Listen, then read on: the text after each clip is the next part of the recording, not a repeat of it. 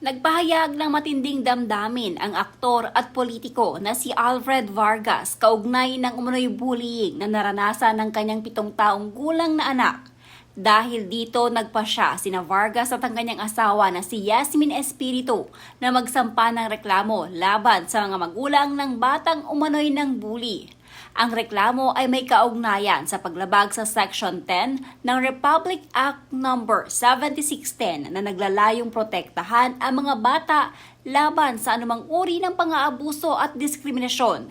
Napag-alaman din ng ama ng batang nasasangkot ay ang aktor na si Rob C. na nakilala matapos sumali sa Survivor Philippines Season 1.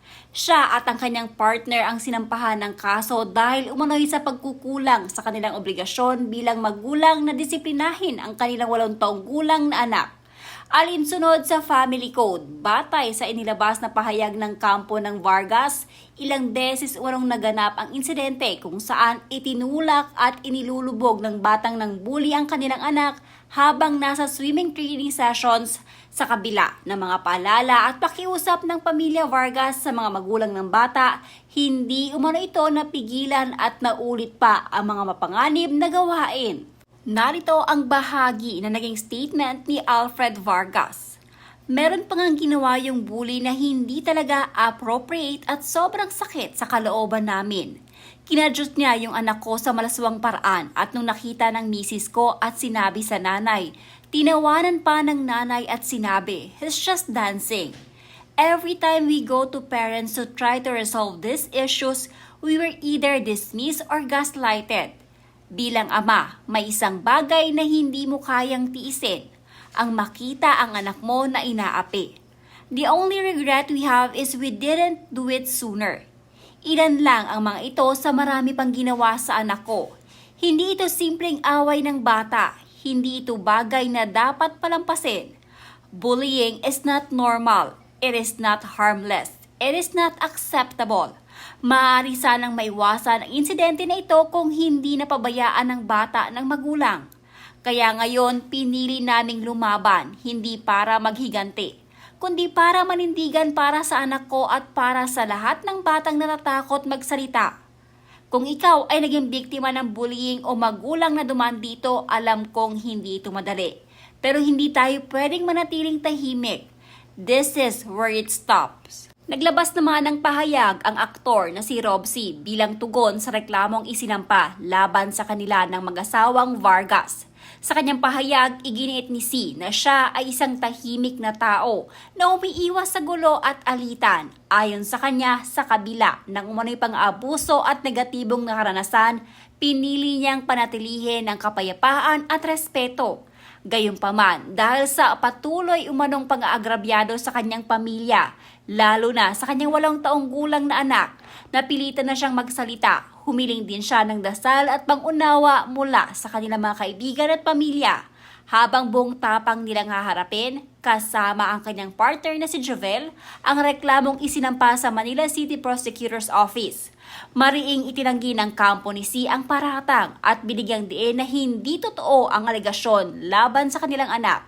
Ayon sa kanya, malinaw umanong binaliktad ang naratibo at labis na ang paninira laban sa kanilang pamilya. Iginiit din ng aktor na ang kanilang pinangahawakan ay integridad at katotohanan. Mga bagay na anya'y hindi nabibili ng posisyon o kapangyarihan. Tahimik lang po akong tao, ayaw ng kaaway, ayaw ng gulo. Kahit pa madalas na naaabuso, umiiwas pa rin sa negatibo. Dahil laging pinapairal ang kapayapaan at respeto.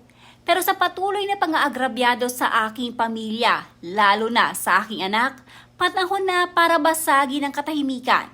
Sa ating mga pamilya at mga kaibigan, humihiling po kami ng dasal at pangunawa at makakaasa po kayo na buong tapang naming haharapin ni Jovel ang nasabing reklamong isinampa sa Manila City Prosecutor's Office na di umunoy ng bully ang aming anak. Sobrang sakit bilang magulang na maakusahan ng aking 8-year-old na anak, lalo na't hindi totoo at malinaw na binaliktad ang naratibo. Tama na, sobra na. Labis na ang paninira. Ipaglalaban po namin ang katotohanan.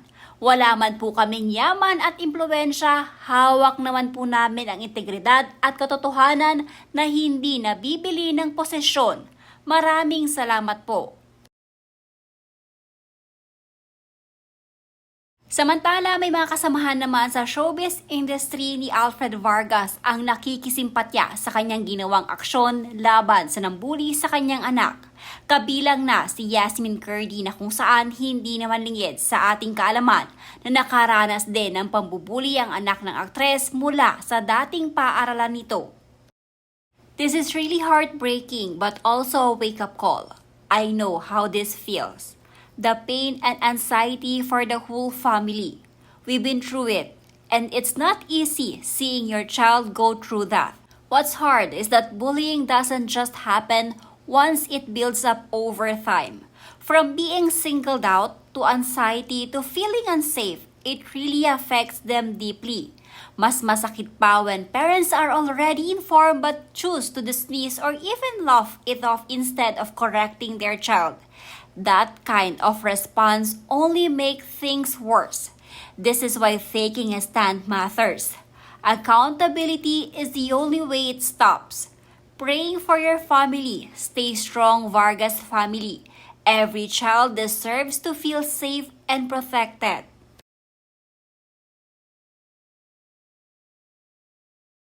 Standing up against bullying takes real courage. No child deserves to go through that. Full support to you and your family, Kuya, for taking action and protecting your child. Keep going, parents. Fight back so your children will learn that these things are not okay and they can defend themselves against bullies. That they have your full support.